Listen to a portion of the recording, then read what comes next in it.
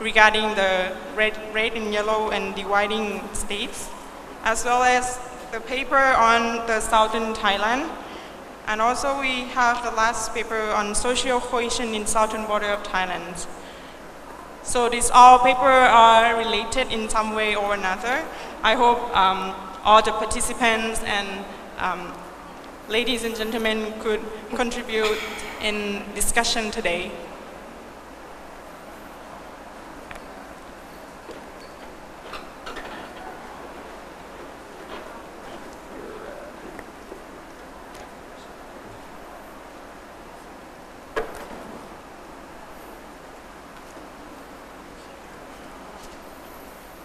Okay, now I think our presenters are ready for the session.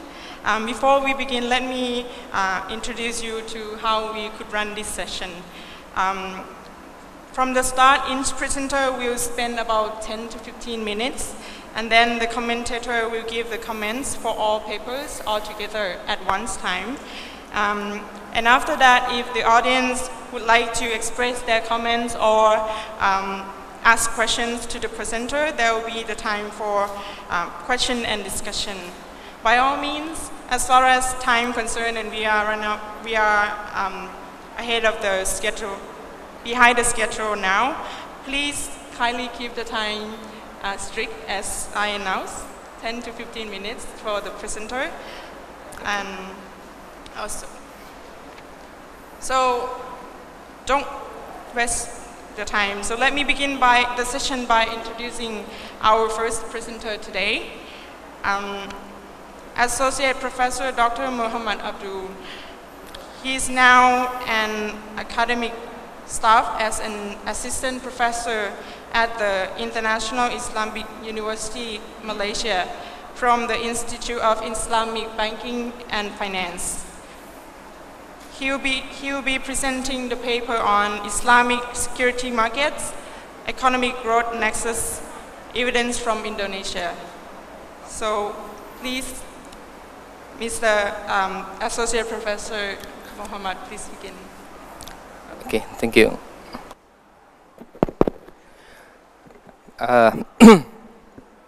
Thank you very much. Bismillahirrahmanirrahim. Alhamdulillahirabbil alamin alladzi anzala sakinatan fi qulubil mu'minin liyaddu imanan ma'a imanihim.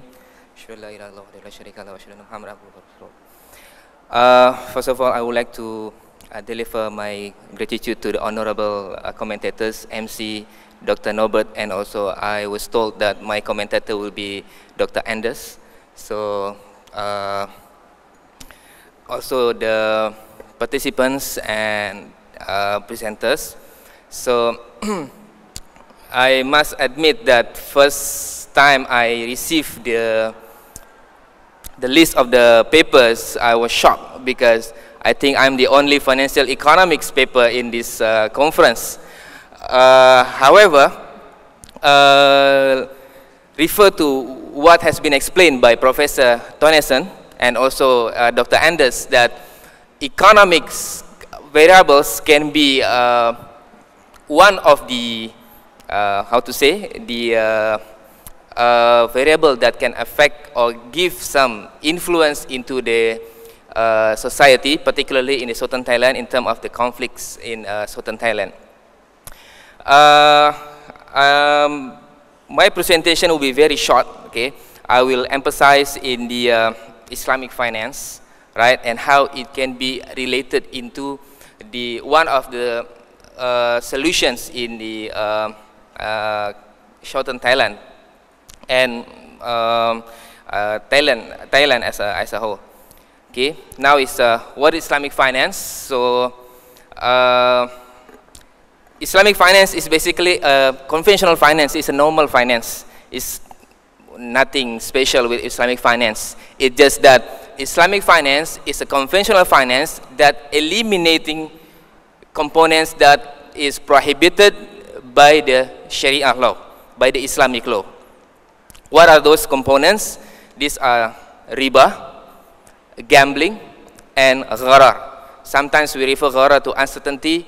It can be also asymmetric informations. It can be also all fraud, type of fraud, and this kind of unethical economics and finance.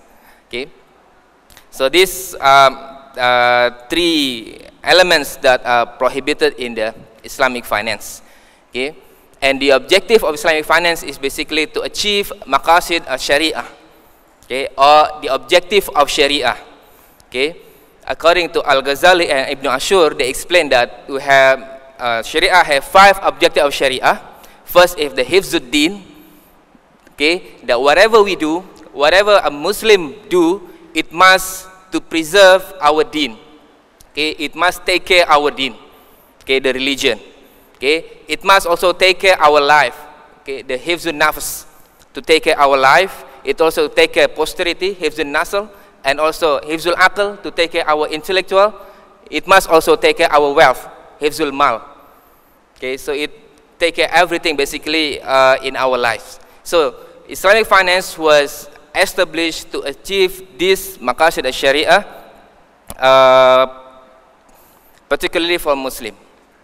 Right? And this is the 5 fundamental of necessities as explained by Al-Ghazali and Ibn Ashur. Okay? So this is a preservation of al-din, life, al-nasl, al-aql, and also al-mal. Okay? Now, which country has Islamic finance? Actually, Islamic finance nowadays is not exclusively belong to a Muslim, it's no. Okay? European countries, US even, they among the first that established Islamic banking. Okay? Even I can say that Malaysia has to learn from La Riba Bank in US. Okay? They established long time ago, okay, before people knows about Islamic banking. Okay? Southeast Asia, South Asia, West Africa, and GCC countries. Okay? So these are the countries that has Islamic finance, and nowadays also many universities in the world and top universities like Harvard, Oxford, Cambridge. Recently we just present our paper in Cambridge in GCC research meeting. They also have what they call as Islamic Finance Center, Islamic Financial Center. So they accept people who want to study or want to do research in Islamic finance, both sides, Sharia or legal side, and the applications, okay, the applied science side. Okay? So many universities also now are introducing Islamic finance as their program. Now, my paper is about Islamic securities market, economic growth nexus, evidence from Indonesia. The one that we have presented in Cambridge is for GCC countries. Okay, but a very similar study, just that we now take Indonesia as our case of study. The purpose of this study is to evaluate the dynamic effects of Islamic stock markets development on economic growth. Right? So particularly in Indonesia, we want to know whether the relationship between the financial side, financial development, particularly the Islamic financial development, with the economic development of Indonesia, is it the supply leading Schumpeter point of view, or is it the demand following, the Robinson point of view? Okay, so we want to see if it is supply leading, meaning the establishment of Islamic finance, okay, it will stimulate the economic growth. If it is demand following, meaning that economic growth should come first, and then they can establish or they can make a good, sustainable Islamic financial system. The variables used in this study, we try to simplify the paper and the discussion so that we take only one independent variable and one dependent variable. Okay, since we are looking for the causality and we are using co-integration, so we will see the both sides. Okay, which one is actually influencing the other one. Okay, so we take Jakarta Islamic Index as the proxy for the Islamic securities, and also the GDP as a proxy for the development, the growth of the economy. The analytical method used in this study is very familiar for economists and also financial economists. Is the autoregressive distributed lag. It's a new approach in co-integration study, if not mistaken, developed by Narayan and also Pesaran in 2004. So this is a new invented method and widely used by economists nowadays. And this is the model tested in this study. So I put here the dependent variable is the GDP, the economic development, and the independent is the Islamic Index, Islamic Securities Markets Index. And the relationship shows a supply leading theory based on our tests. The development of Islamic securities market stimulates the economic growth in Indonesia. So basically, my 10 pages papers can be summarized in one slide. So this is my paper, and thank you very much. Thank you very much, Dr. Saki.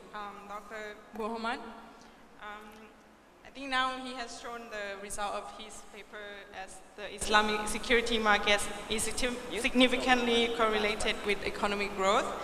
I think it is important for Thailand to prepare and analyze whether we can utilize the presence of Islamic Bank in Thailand to stimulate the Islamic financial development in southern border of Thailand and also in Thailand in general.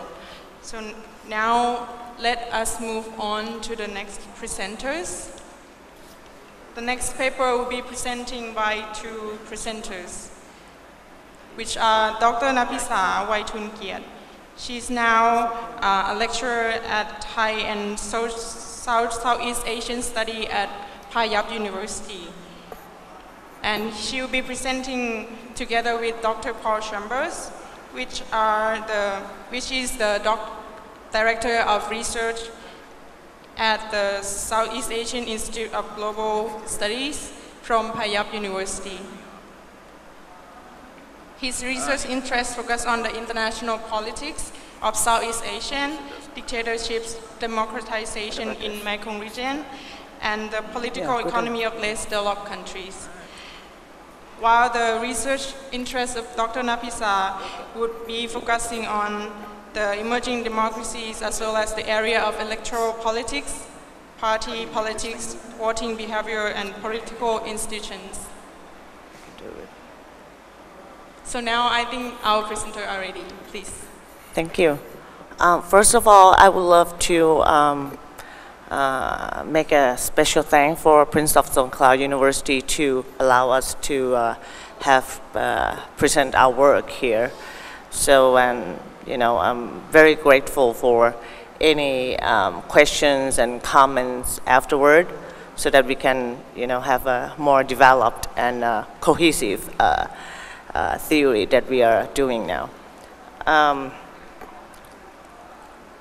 Our topic is Thailand's dueling parallel states.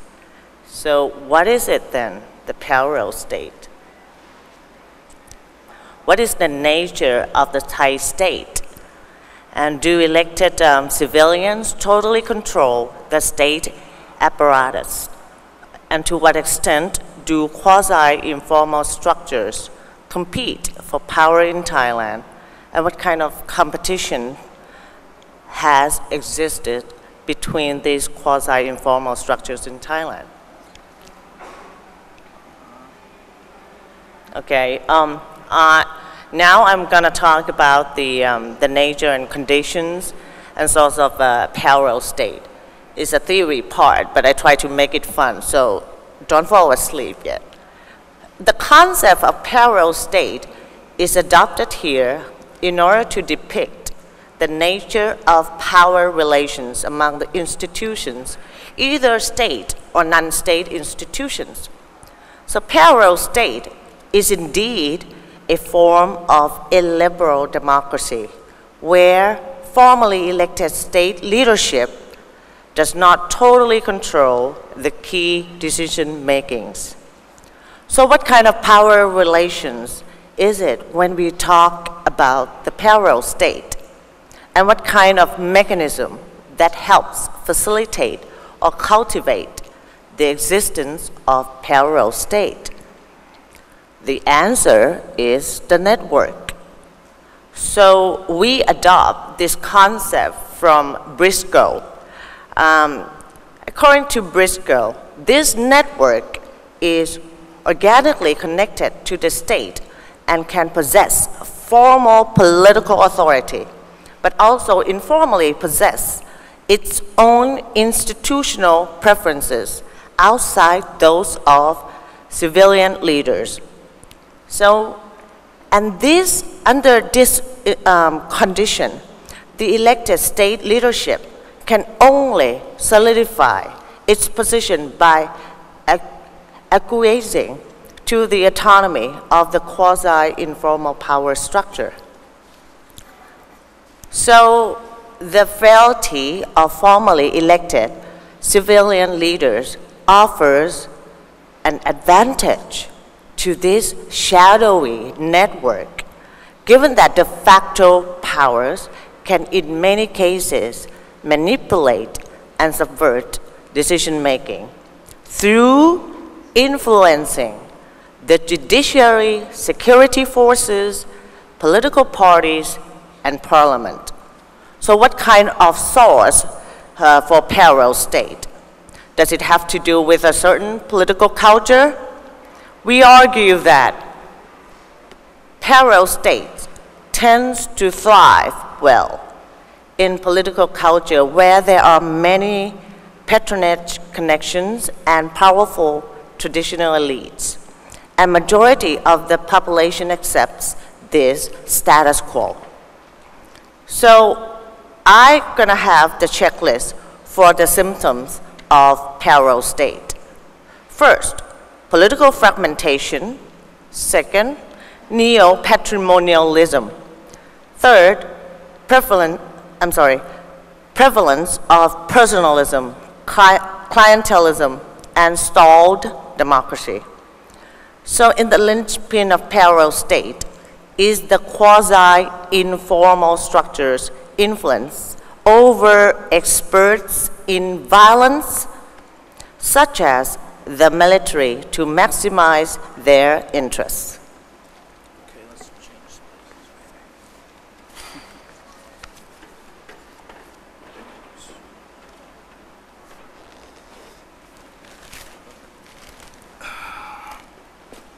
Okay.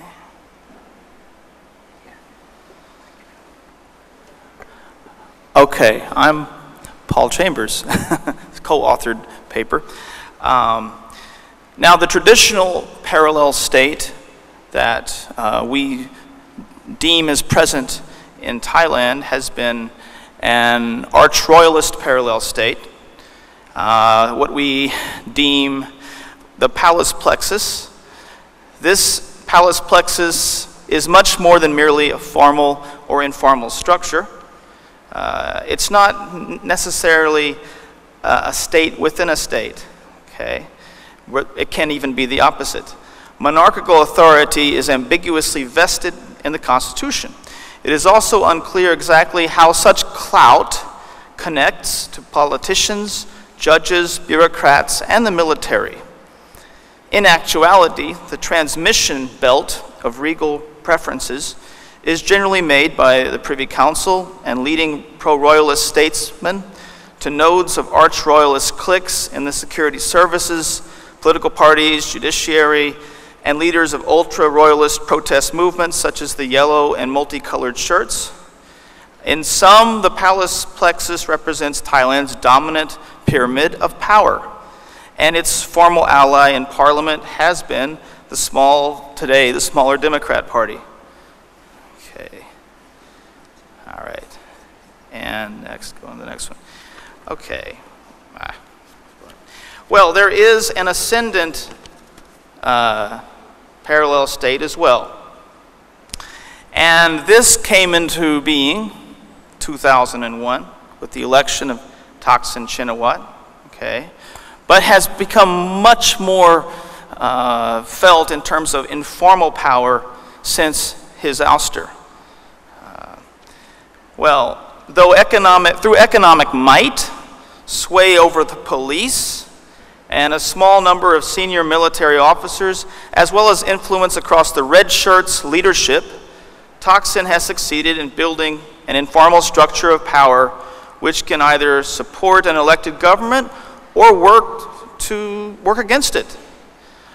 Of course, this Thaksin nexus is disadvantaged by the fact that, unlike the royalists, it is not formally enshrined into law. Yet it remains an ambiguously linked pyramidal interest group which engages in carrot and stick transactions with sitting governments. So it can informally issue orders to proxy administrations, vigorously prop up violence against opposition governments, or remain indifferent. The result of the prolonged, though ambiguous, dueling between the palace plexus and the toxin nexus has been the persistence of instability in Thailand. So you see we have a diagram of contending parallel states, okay? And on one side, you see Palace and Privy Council, Democrat Party, yellow shirts, arch-royalist security sector leadership, and the judiciary. And on the other side, a smaller structure, quasi-informal structure, Thaksin, Pheu Thai Party, most red shirts, police, toxins, pro-toxin security sector leadership.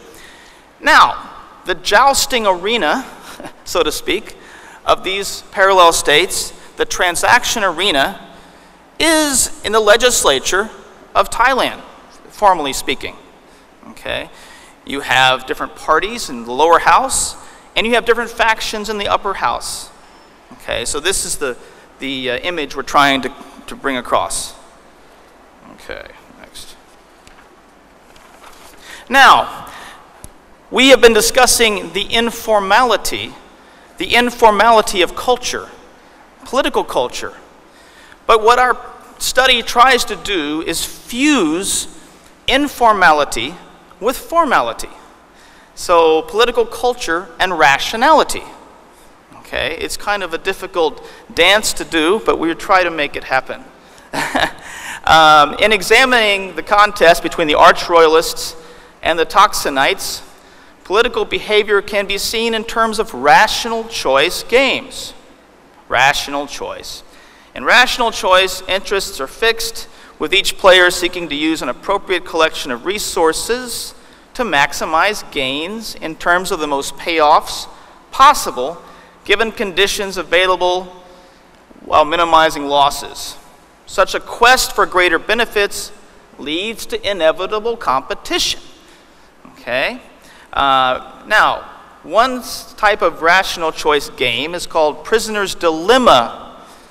Prisoner's dilemma game often has multiple rounds, allowing opponents to learn about each other and devise strategies appropriately.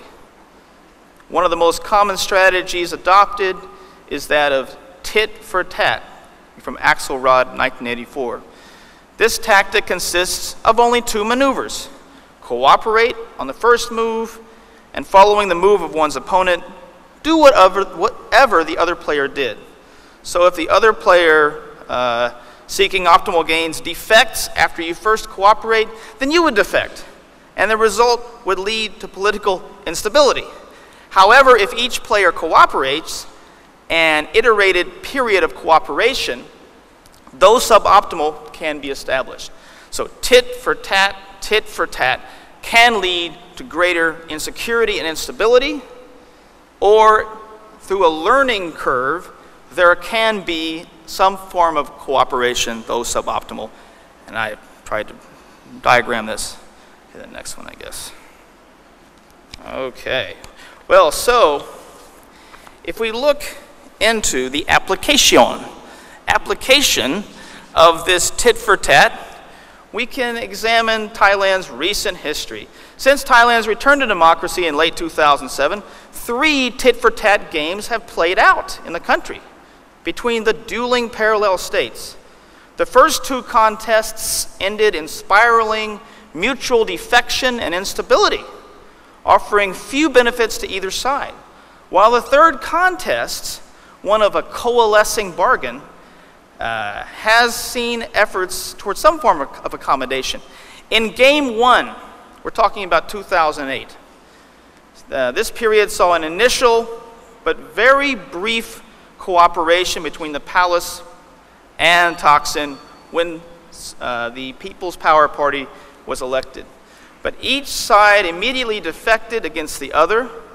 The People's Power Party worked feverishly to amend the Constitution so as to allow Thaksin to once again personally participate in Thai politics. Meanwhile, the Yellow Shirts created an anti-government instability, and the judiciary convicted Thaksin of corruption while dissolving the People's Power Party, an act which effectively felled the pro-Thaksin coalition. The use of defection strategies by each side ultimately made the country slide into instability. Now, Game 2 began with the December 2008 cobbling together of the anti-Thaksin Apisit-led government, an event which the Thaksin group immediately dubbed as a silent coup. As such, Game 2 commenced with each side once again defecting. Throughout Apisit's administration, the palace plexus worked to solidify an arch-royalist anti-Thaksin leadership in government while also using courts as well as soldiers to keep Thaksin supporters at bay. Yet Thaksin relied on large red shirt protests to increase disorder and dissension in the country and thus force Apisit to dissolve the House. Unfortunately, neither side was willing to blink. The military forcefully broke up the protests and some demonstrators used violence. The defection strategies of both the palace and Thaksin brought Thailand to a higher level of polarization and instability. Now comes Game 3. This commenced with a relatively long period of accommodation.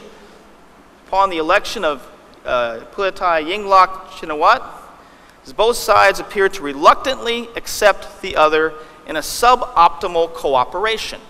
Okay, they had gone through the learning curve of defection, mutual defection leading to instability, and now decided upon suboptimal cooperation. Defection first came, though there was a form of defection in December 2011 when the sovereign refused to pardon Thaksin. The pro-Thaksin Puatai party, which dominated the lower house, thereupon responded with its own defection, moving expeditiously toward making amendments to the Constitution, seeking to pass an amnesty for individuals, which would include Thaksin. At this point, last June, the Constitution Court, once again at the service of the palace, forced the legislature to temporarily cease deliberating on these constitutional amendments. In July, very recently, the Constitution Court, to some extent, relaxed reservations to the amendments, indicating a return to some form of bargain, some form of cooperation. Okay? Now, it remains to be seen if both sides will enter once again into a spiral of antagonism and destruction as happened in the two previous episodes. But perhaps the learning curve of the previous experiences will compel each side into suboptimal cooperation. Okay, yeah, the next one, the conclusion is, Thai politics can be understood today as an iterated series of rational choice games, formal games between two informal players, between two contending parallel states, which since 2007 have been jousting over the informal control of the Thai polity. The transaction arena of this contest is centered at the executive and legislative branches of government. Yet the contest is beyond mere formalized politics. It is personalized, neo-patrimonial, and blurs the boundaries of formal and informal pyramids of power. Viewing Thai politics today in terms of a competition between two parallel states is useful in that it enhances an understanding, a lens in which we can see a way at explaining Thailand's post-2006 crisis. Such an approach establishes that the Thai polity cannot be reduced to mere party politics, state society, or class struggle.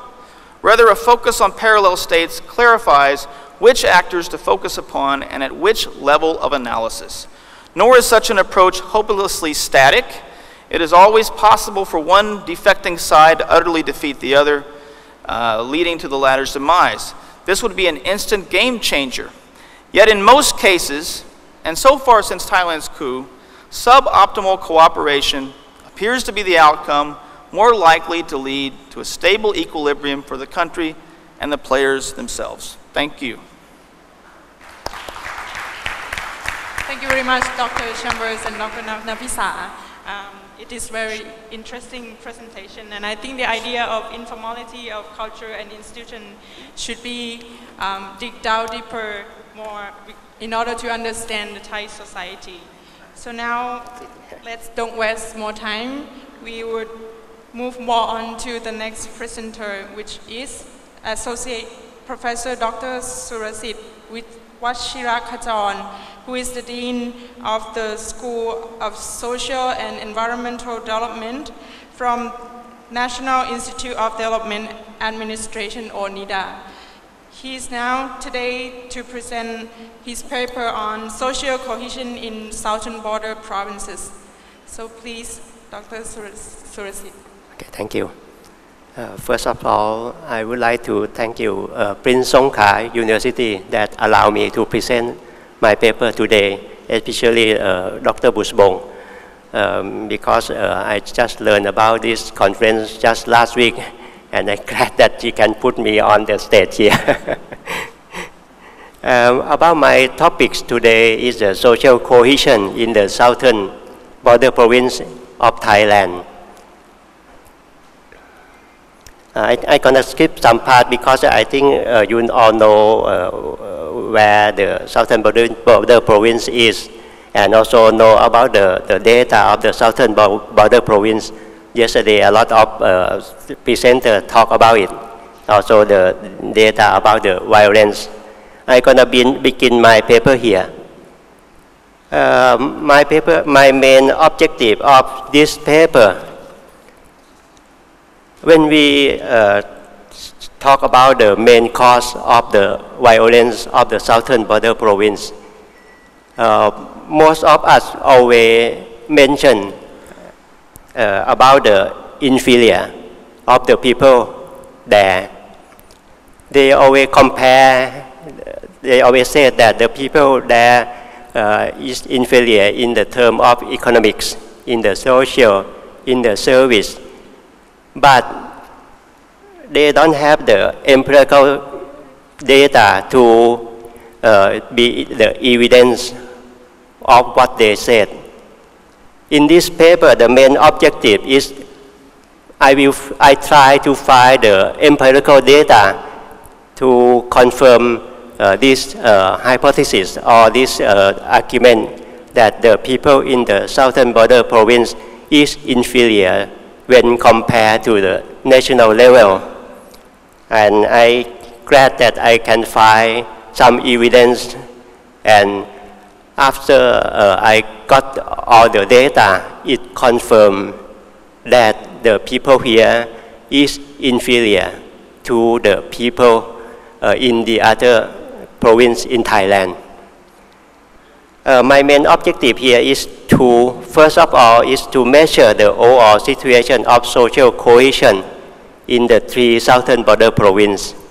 The second, to compare the results with the national level in order to confirm our argument.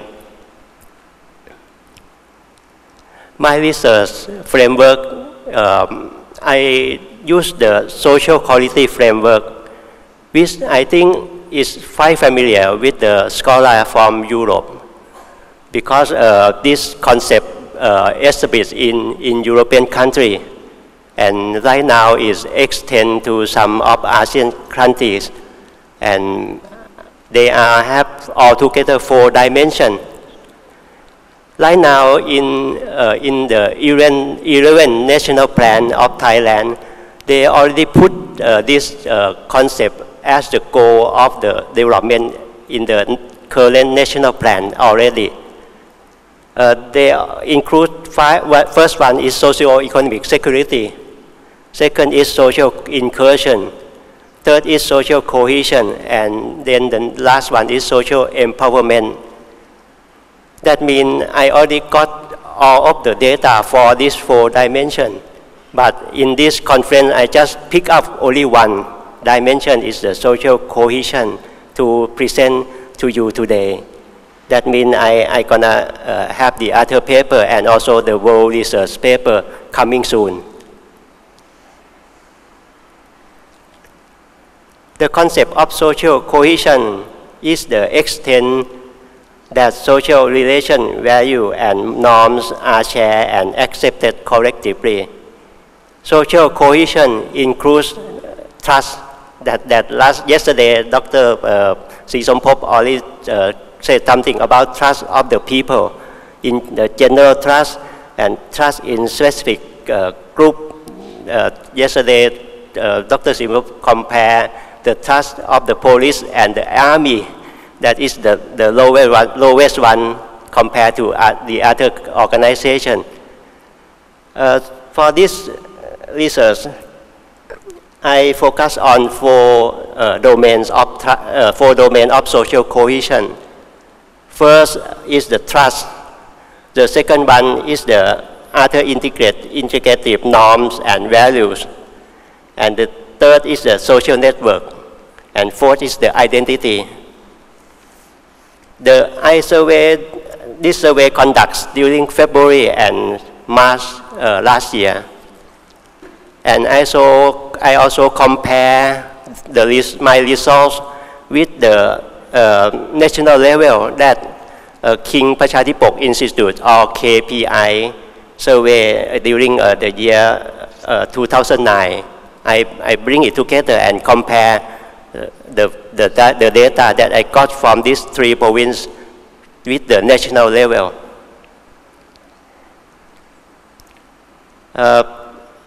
I got altogether 885 samples from these three provinces. It's almost equal between the three provinces. First question that we asked them, the extent to which most people can be trusted. The people in the three southern border province, 20.3, they agree that most people can be trusted. When we compare to the national level in the parentheses here, at the national level, it's going to be 24.5. That means the people here had less trust in the people around them, the people in the three southern border province compared to the national level. And also when we compare the trust in various groups of people, the people in the southern border province trust most on their family, 91.8. But when we compare to the national level, it's also less than the national level. The people at the national level trust their family 94.9%. They don't trust their neighbor. The people in the three southern border province, just 13.6% trust their neighbor. When we compare to the national level, 38.8%.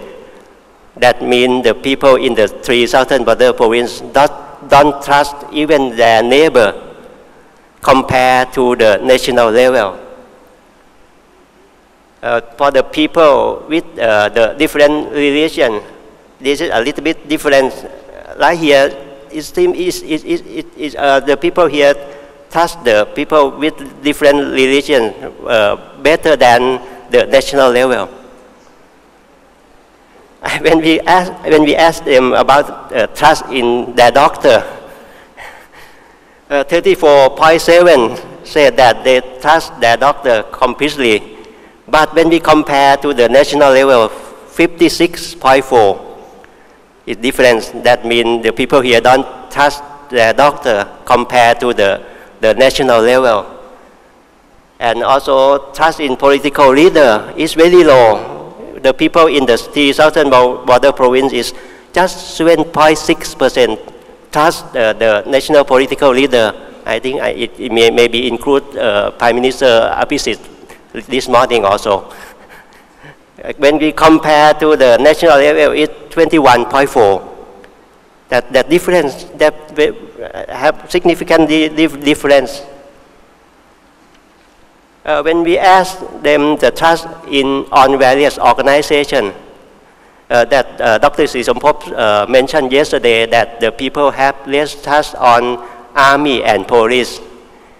But from my finding, it may be different, a little bit different, but not much. The people in the 3 southern border provinces trust in the religious organization the most, 89.8, when compared to the national level, 88.3. They have more trust on the university, 28.8, but less than at the national level. At the national level, they trust the university, 85.9. They have trust on the army, 68.0, compared to the national level, 86.1. It's quite different. When we compare, they don't trust the army.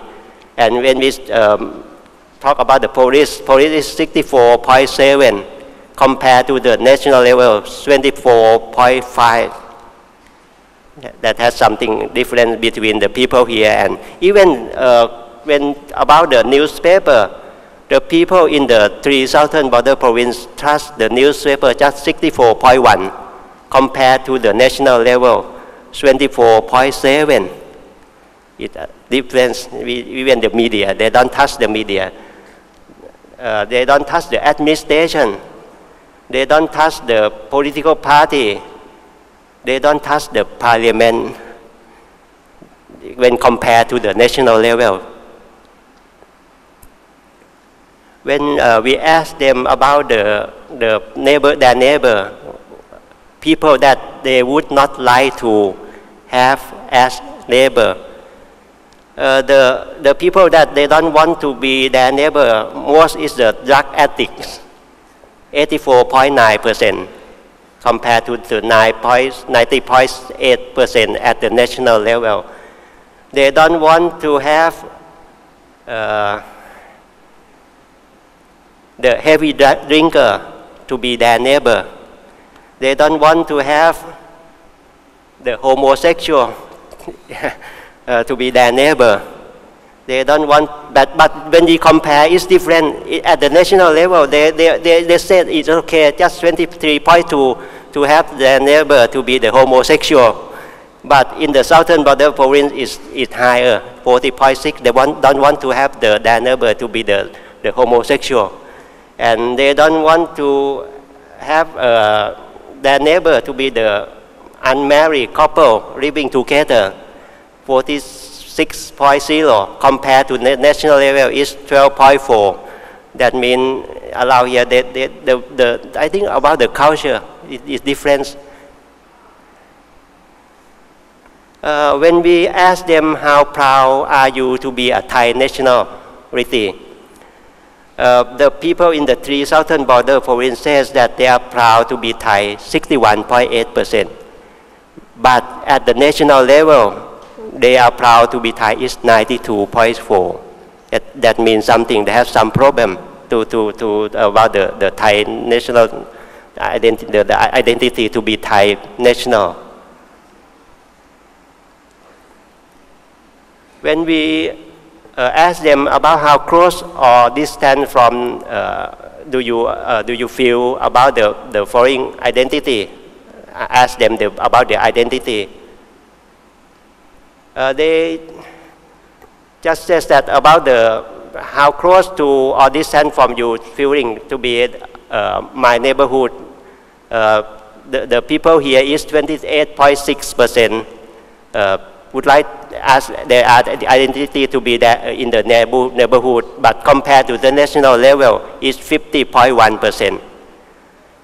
When we ask to be the identity to be Thai, how close to be distant from you feeling to be Thai, they said 8% compared to the national level, 10.3%. Member of the Thai ethnicity, they just 7% compared to 9.5. To be ASEAN, 2.2 compared to 2.6. And to be the world citizen, 2.4 compared to 3.3. When we ask them about thinking about the people living outside of your households, how often do you have direct or indirect contacts with them? They have the more contact with their family, 42.9, their friends, 16.3, but compared to the national level is lower. Their colleagues is 16.6 compared to the national level is 27.7. Their neighbor, they contact with their neighbor just 9.9% compared to the national level 32.1. It means something. They don't trust their neighbor. It mean, what I think the government have to thinking about something, about the feeling of the people around here. To ask them about the tension between various group of people. The people in the three southern border province concern much on the management and worker tension, 23.3 compared to the national level 10.7. About the poor and the rich people, 19.9, but it's close to the national level. We asked them about the foreign aspect indicate how important in your life, what the most important in their life. They said that family is the most important, 93.1. Friend, respect of parents, and duty to the children. That is what important on their life. And when we compare to the national level, it have something different. The religion is 23.8. They think that the religion is important for them. Compared to the national level, is 67.1. That means the people here concern much on the religion. And the recommendation from the finding, first, the cultural pluralism policy should be continued. Second, the government should have the clear development policy to improve the quality of life. Third, empowerment and channel of participation should be open for the local leader. And fourth, improve government unit within the area to be more efficiency. And this is all about my presentation today. Thank you for your kind attention. Thank you very much, Dr. Suresi, for your presentation. I think in the Deep South, it is very important. Trust is very important in encouraging dialogue and communication among people, especially in an ongoing conflict situation. Therefore, to understand who the population trusts the most would facilitate more dialogue and communication for resolution and transformation. So according to the schedule, we actually have more paper we'll be presenting today, but unfortunately, our presenter, Mr. Saki Pitak Kumpon, could not make it today. However, I believe that in the CD that all participants has received yesterday, Will has his paper on creating political space amid violence in the case study of political demonstration of Malay Muslim in Thailand's Hwa. So you would, if you would like, you could study or learn the paper from the CD. So now let's move on to the comment session. As I stated before in the beginning that our papers are quite diverse today, and one of the papers are specifically related to economics. So we would we would have another commentator to comment on it, which is Associate Professor Dr. Anders Angros. Please, Dr. Anders. Thank you. Thank you for inviting me to comment on this paper. And I would also like to thank Assistant Professor Mohammed Abdul for a very interesting presentation. So I found this to be an interesting contribution to our understanding of how Islamic finance, which of course is a growing phenomenon in this region and throughout the world, well, you contribute to our understanding how this impacts on economic growth and how it contributes to increasing welfare. I also note that, in principle, Islamic finance is a part of the overall financial system. So when trying to assess the impact of Islamic finance, it's important to clearly disentangle the unique impact of Islamic finance and in some way isolate this from the impact of the development of overall finance in an economy. So when I look at the econometric analysis, one thing that I was missing was more explicit treatment of the impact of Islamic finance versus overall financial development. For example, you could have included a control variable to control for the possible impact of the overall financial system in order to clearly disentangle these the contributions from Islamic versus non-Islamic finance, as the development of the Islamic index is probably highly correlated with the overall financial index in Indonesia. But besides this, I find this very interesting reading and strong contribution to our understanding of the contribution from Islamic finance. So, thank you. Thank you very much, Dr. Anders. So I would give the microphone to our commentator, Dr. Norbert Ropers, who is a Senior Research Fellow of Center for Conflict Studies and Cultural Diversity. He will be commenting on the three remaining papers. Please.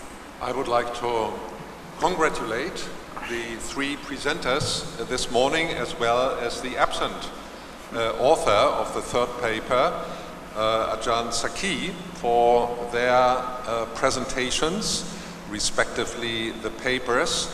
I think what we can learn from these papers is what one can achieve if one tries to capture conflictual developments in a country like Thailand, in how far new theoretical concepts and models can help to explain the developments. And I think all three of you have tried to be creative, to bring a new understanding for the dynamics of political conflicts. I would like to raise the issue here, which is characteristic for all three papers, is that while it can enlighten our understanding, it also has some implications which we have to be aware of, which can limit the interpretation if we look into the future. I would like to start with the paper of Dr. Napisa and Dr. Paul, and I like very much the way how you try to capture the parallel statism with this game theoretical model of the prisoner's dilemma. Now, this has been used also in many other cases to interpret conflicts which seem to be stuck because the parties can't get out of this. Nevertheless, having said that, the shortcoming of such an approach is you focus on two parties and have to leave out potential third parties, which might also play a role, and you work on the assumption, because that's the basic of the prisoner's dilemma in game theory, that there is no interaction possible between the two parties. But in the case of Thailand, there was some interaction.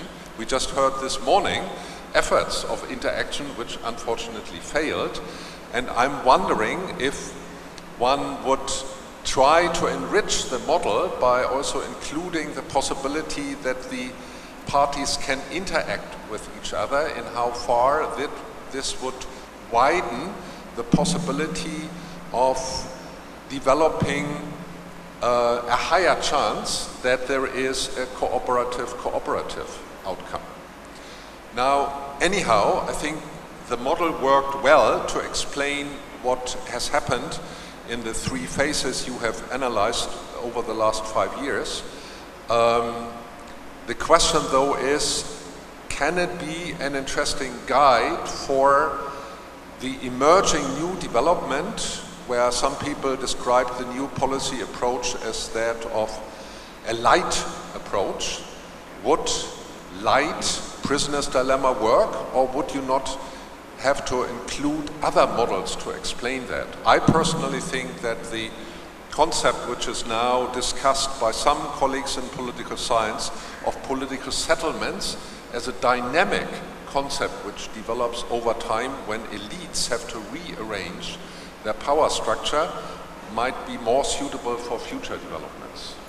We have to see. Concerning your presentation, Ajahn Surasit, I think it's very inspiring to see and to understand better the differences between the three southernmost provinces and the rest of Thailand. I'm though wondering in how far the concept of social cohesion is sufficient for understanding the situation in a region where you have a local majority vis-à-vis a national majority, but who happens to be the minority in the region. And I can also describe it in a different way. In the KPI parameters for capturing social cohesion, the category of the identity of the Malay Muslims doesn't appear. You have the categories of the local level, the regional level, the national level, you have the towns and cities, but you don't have a category to identify the Malay Muslim identity of this particular group here. And I think that is in this KPI survey a shortcoming, which is not your fault because you can only work with the answers to the parameters they kept in this. But it makes it difficult to understand, I think, fully the social cohesion in this region, because in my understanding, Malay Muslim identity is a distinct identity which should be added to the factors you have mentioned there. Another point I would like to raise in this context is when I read the paper, I was surprised that the random sampling has created a much higher number of women who were interviewed than men, and I'm wondering in how far that might have distorted the results. Maybe you can comment on that, why there is such a disproportionate representation.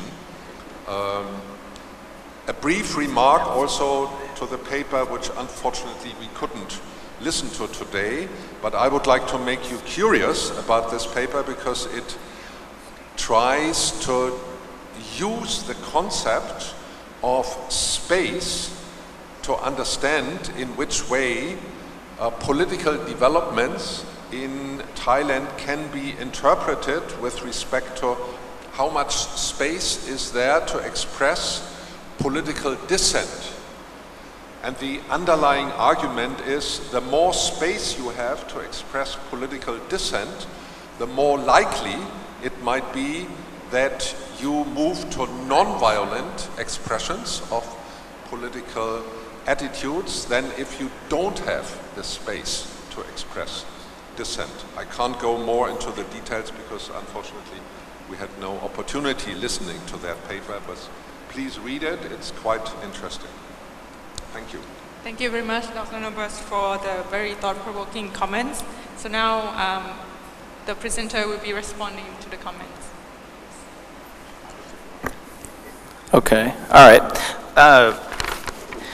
Very wonderful comments, and thank you very much. Really want that sort of thing.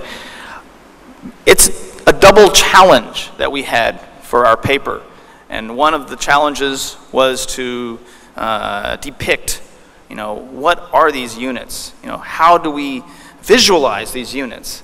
And each unit we came up with was sort of very blurry, very ambiguous, a parallel state. Okay. The other dilemma or difficulty was how do we see the clash between these images, so to speak. And so we decided to come up with this theory or model of the tit for tat, and it has its weaknesses for sure. It looks tit for tat as a strategy of prisoner's dilemma, and its basic form is simply 2 units. Okay, and so we can look at the 2 units of the parallel states over the past few years, and it works to explain and predict behavior. Now, as you pointed out, there can be some appendages to this sort of model.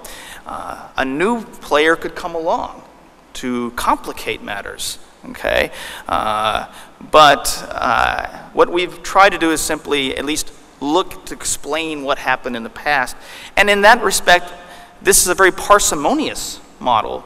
There are numerous weaknesses to it. You can say, well, how do you know that that was really a defection or this was really a cooperation? Well, there's a lot of assumptions that are being made. But it's an attempt as a heuristic tool to try to do 2 things, to visualize the units, but also to explain how they've been clashing.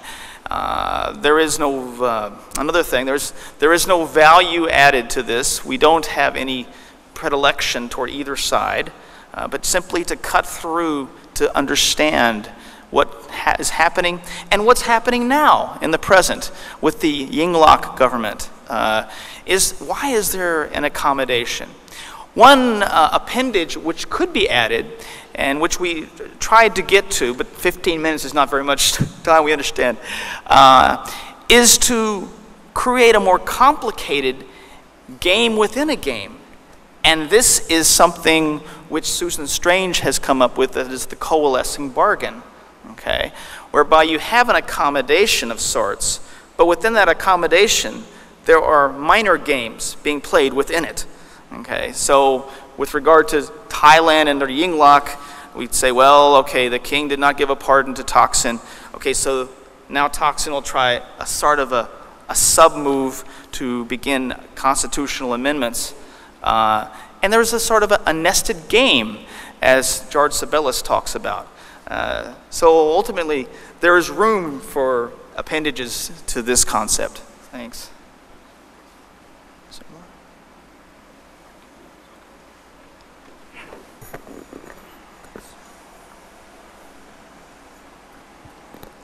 Yes. Thank you for your comment about this research. I agree that just only social cohesion concept, I think it cannot solve the problem.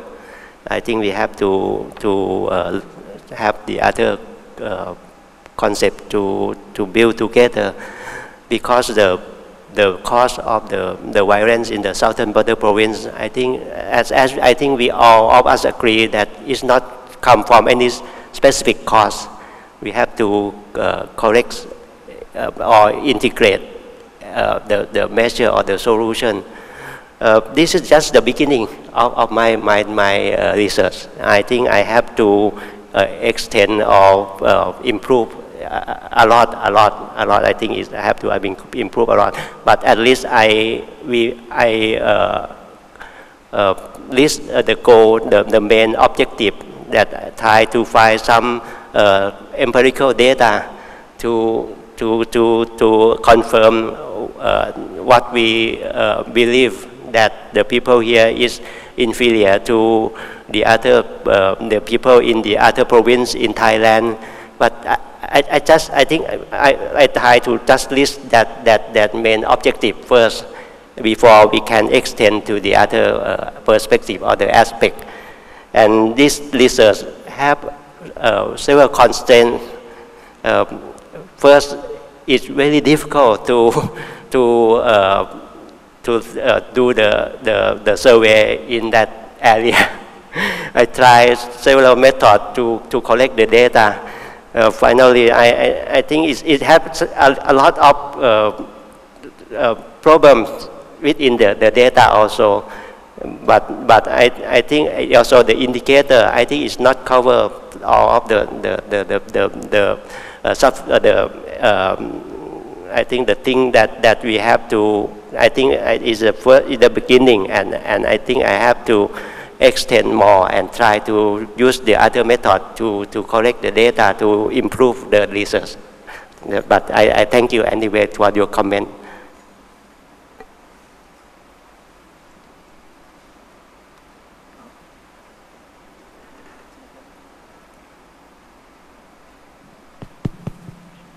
All right, thank you very much, Dr. Anders. Very sharp observations. Thank you very much. And the youngest will answer the last. About the variables, yes, it is true.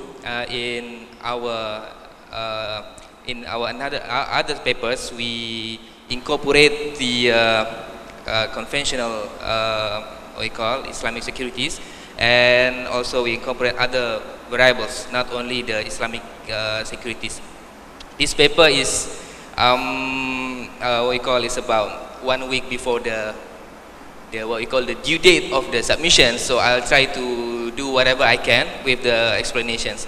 But hopefully after this will be good suggestions, and we'll try to what we call elaborate the paper and try to get it published. Thank you very much, Dr. Anders.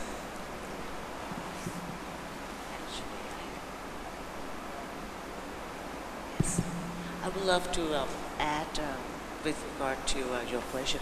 Actually, so the last is the youngest, right? So, well, this concept of parallel state is adopted here simply because we want to really reflect. You know, we want to see that, hey, the situation after the coup 2006 in Thai politics has tremendously changed. And so far, there are two contending popular discourse: guided democracy from above, and or the populist, you know, led by Thaksin, right? But parallel state here reflects the illiberal democracy, the form of illiberal democracy, where you have quasi-informal structure, you know, playing behind the scene. And I think the drawback, you know, as mentioned, as you mentioned during for your comment, is that if, you know, this concept is flexible enough, right, to incorporate, you know, more newcomers, you know, more players in the game. However, the drawback would be it lost the parsimonious, as to explain the situation, you know, without going too in details. Thank you very much for the responses. So now we have, it's 12:20, so we have approximately maybe 10 minutes or 15 minutes for question and answer or further comments from our audience. Anybody would like to ask question or make comments, please raise your hand and I will hand over the microphone. Any questions, comments? Okay.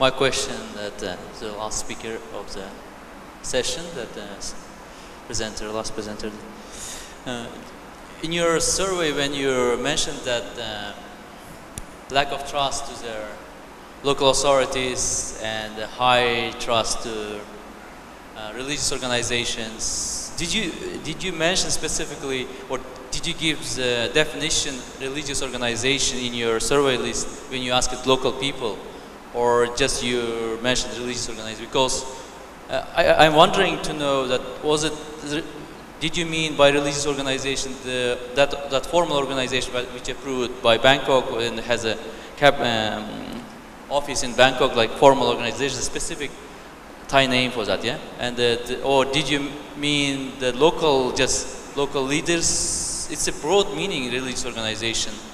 Or did you mean formal religious organization or non-formal organizations?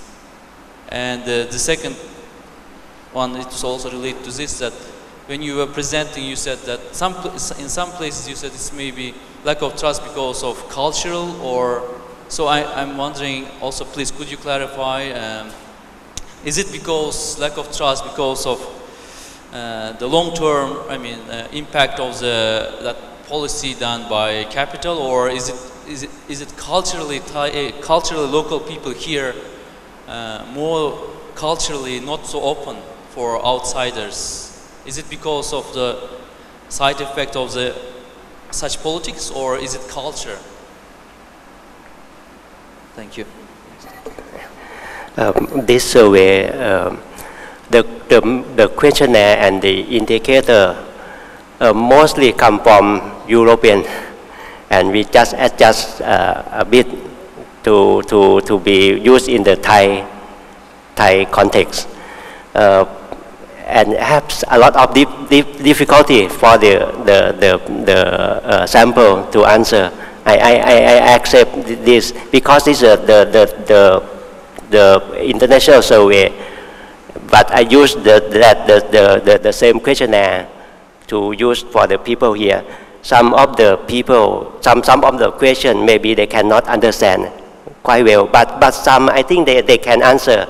Some can answer. Some maybe they may be confused. But most of them, I think they can understand most of the answer. But most of the question they can understand. But just a few question that may be not clear. I accept this because this is the survey for the international level, for the between the country. We can compare between the country from Europe, from Asia. That I accept that they have some problem and answer the question, and that the people around here maybe they have some language problem also. I accept that. But I try to use the people in the local level also to ask.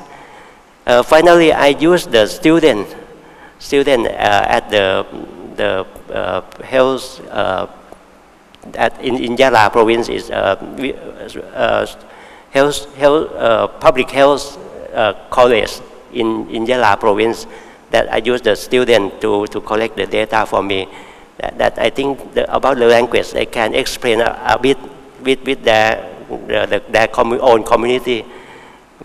I think most of the question, most of the answer, I think we can accept most of them. Just a few answers, maybe they cannot understand the definition.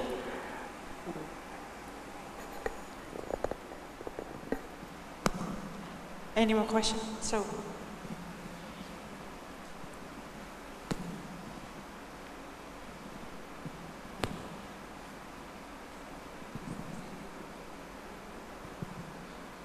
I'm Max Grömping, Faculty of Political Science at Thammasat University, and thank you very much to all presenters.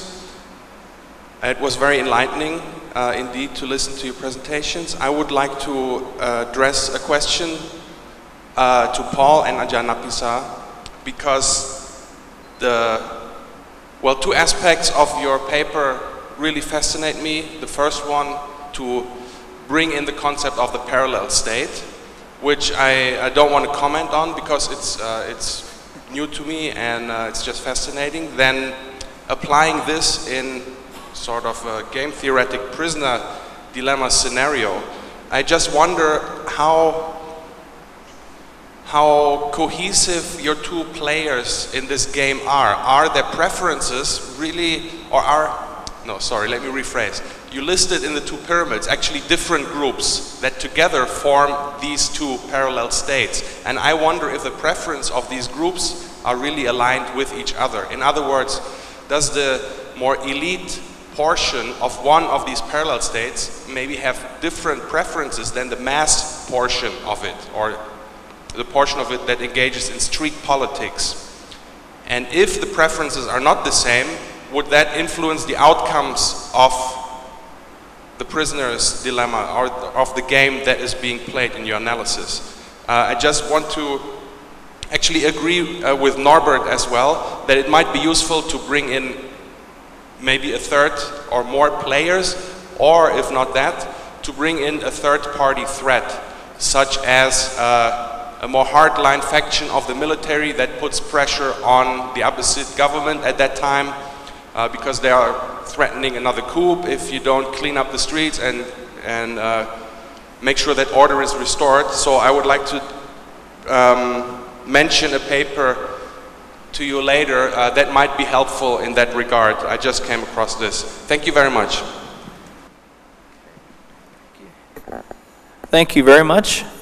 Well, your question gets to a challenge that we have in our presentation, and that is the formality of the game, but the informality of the unit. Okay, because of course the preferences under rational choice game theory are fixed, and you have these maximizing of your payoffs, minimizing of losses, fixed, everything is formal. However, the players, being rather abstract, informal, quasi-informal, determined in many ways by political culture, you know, how do we somehow mesh these two together? Well,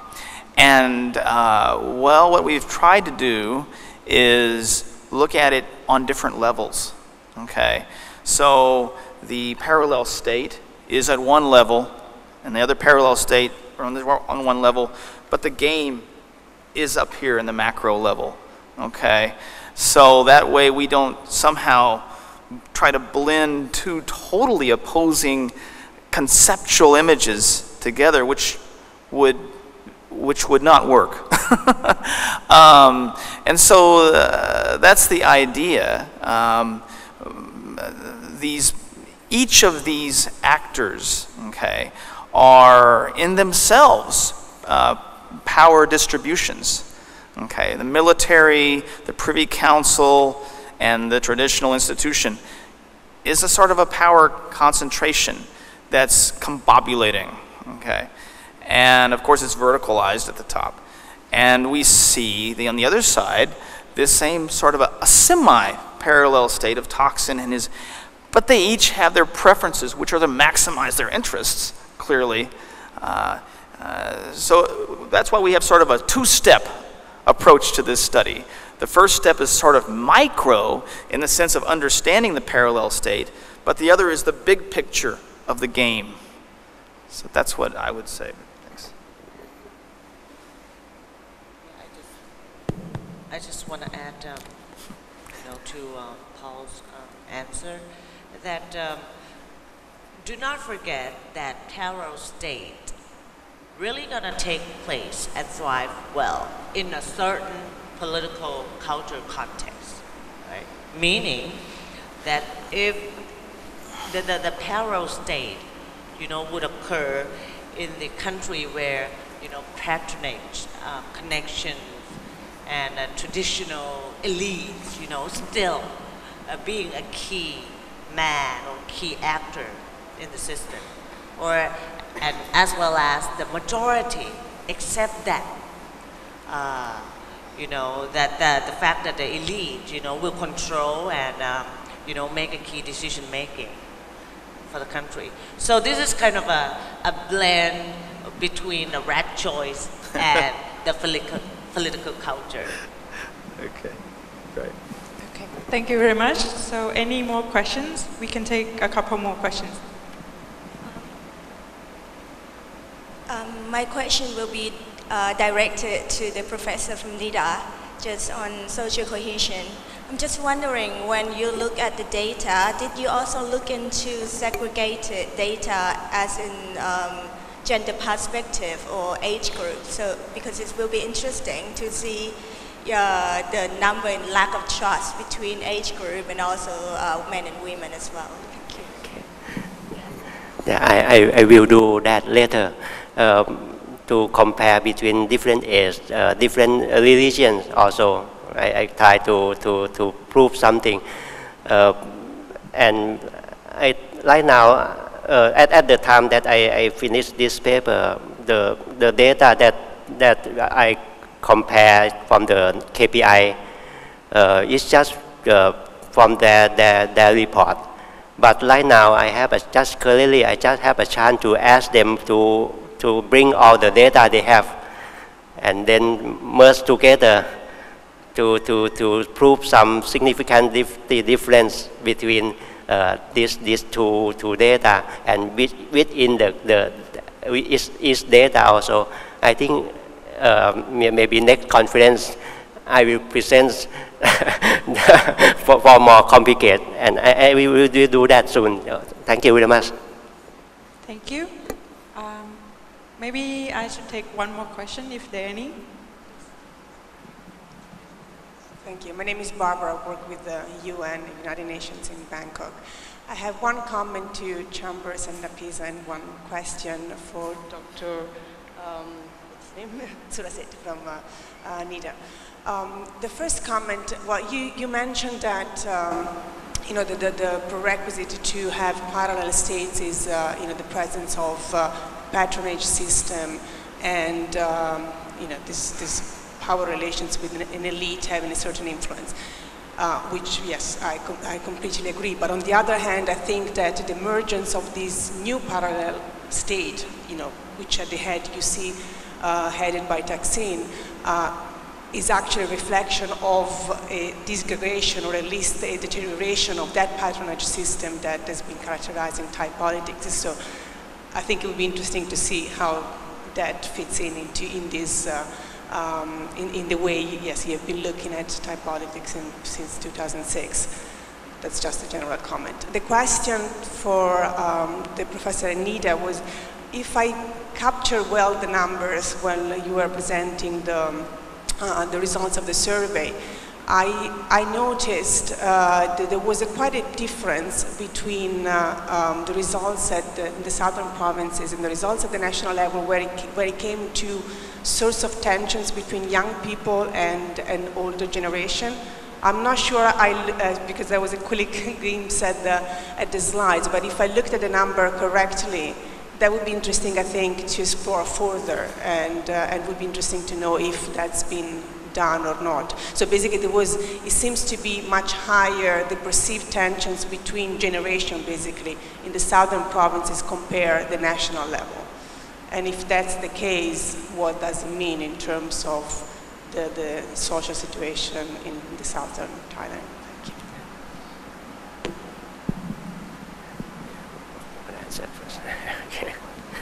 Yes.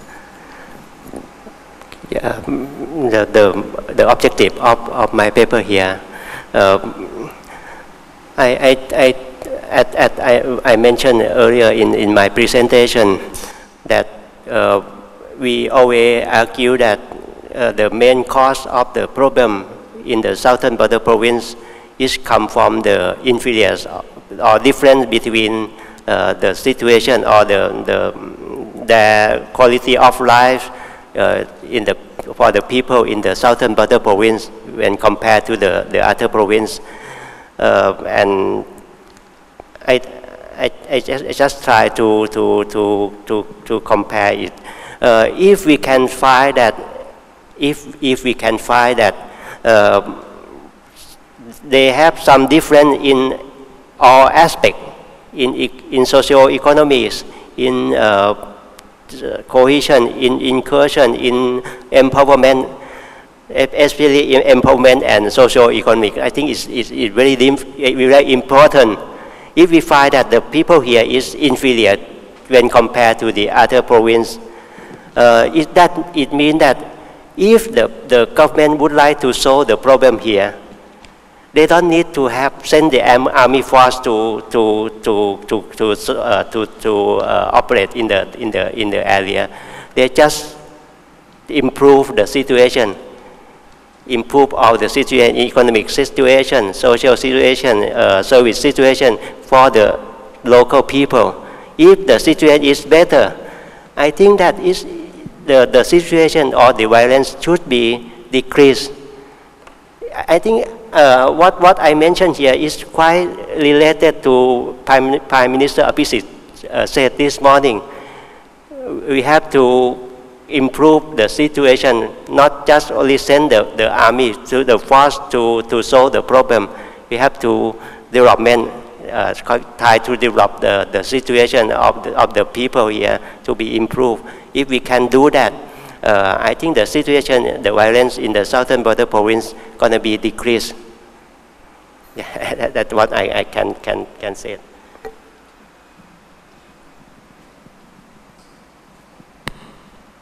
Okay, thank you very much for all the questions and responses. So now it's the time is 40 past 12. So I would like to conclude the session by saying that in order to understand both the region, meaning the southern border provinces of Thailand, and the Thai society as a whole, it could contribute to how we could bring about the improvement of the society and understanding of people as well as the government.